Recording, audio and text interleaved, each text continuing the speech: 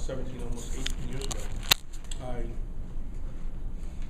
did 5 books that first year, not knowing how many books an illustrator did.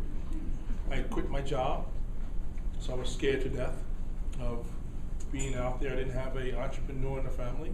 Everybody had, kind of went into teaching and medicine or art or something like that, and so I didn't have anybody any way to gauge.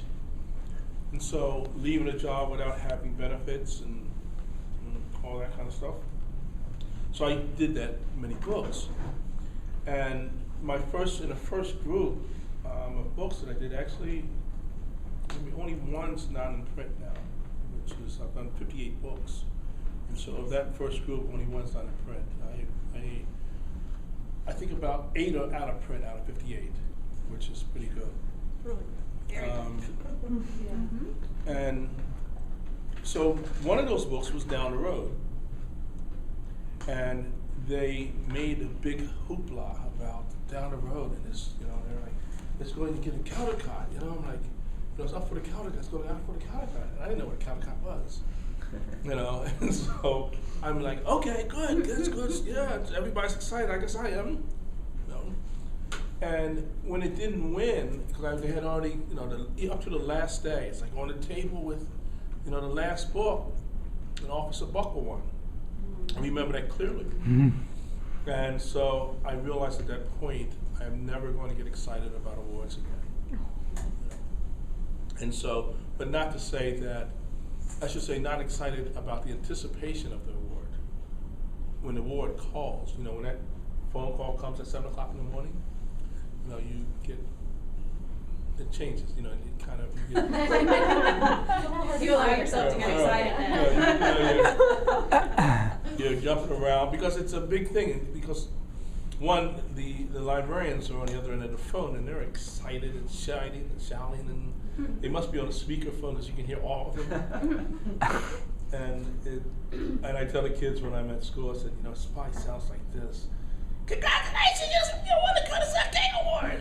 Or you won the Caldecott Honor, and you're running around the house screaming, And then the calls come, congratulatory calls. Those people are calling and congratulating, thank you, great job, what have you. And that's all day long, and it's great. And so, it's exciting. It really is, it's very exciting. But I realized early on that if I started to think about how, whether or not how should I paint this to get it in the contention for the award, then I'm really off base. And there are people, some great talent in the industry has never won, that I thought maybe should have.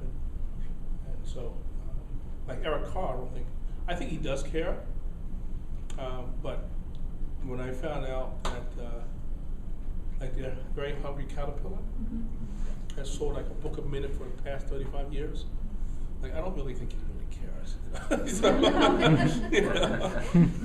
No, secretly I'm sure he does, because of the accolade, the attention. But a book a minute, I think that's an award in and of itself. That's an award in and of itself. Well, thanks for sharing that. Yeah. So what did illustrating I Want to Be Free mean to you personally? Those, I've done more probably slave narratives than anyone in the industry, and that one was a very powerful book, and this was one of them that was not a true slave narrative. The guy who actually did it was a story that he'd been thinking about for a long, long time. He ended up, I think he's like, when he actually finally finished, he was in his late 70s or early 80s. And so this was his baby. And that for me, being non-African American, the author, that for me just had a lot of meaning for me, and it was a tough story to do. And they're all, when you're dealing with that kind of listening and reading that kind of that narrative, those are especially the true slave narratives, the ones that have been done from the gathered from the WPA, when the authors went around to interview the ex-slaves gathering their stories. And when you read those stories and then doing the research, because I immerse myself so much in the research, it becomes, I sleep with it, and the stories become dreams, and the experiences become part of your dreams, and that story of this run, like the night running book, there's another book called Night Running and Night Boat for Freedom, and all these escape, from the plantation kind of books, and involving children, which is really, I think that makes it even much more powerful, that these are children, not adults, that have made that journey and made that sacrifice, that decision, and the survival. And imagine what it must feel like for a child that, 9 years old, to say, I'm going, not knowing that. How do you follow the North Star and understand that, and what happens in the woods, and I can't imagine that, and so I'm often thinking of the child, how does that feel as a child, and then you often kind of put yourself in that position. So of course you say, we always say, if it was me, I would be doing this, but in reality, it's a whole different place, a whole different ballgame. And so the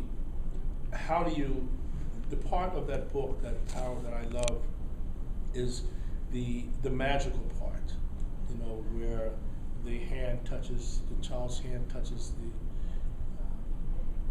the anklet, the yoke, or the shackle, and it releases. That to me is saying, if you look at I have a whole other career as a fine artist, and I'm doing these series of these little icon paintings of talking about how important our children are, and that we really need to understand this process that we do of scraping these lottery tickets to change our lives, to make our lives more richer. And I'm saying, if you realize that our children are that power, they have that power, only you need to know to start scratching them as much as you scratch these tickets. And so that's kind of the element in that book, that the child will set you free. The children are understanding that. Yes.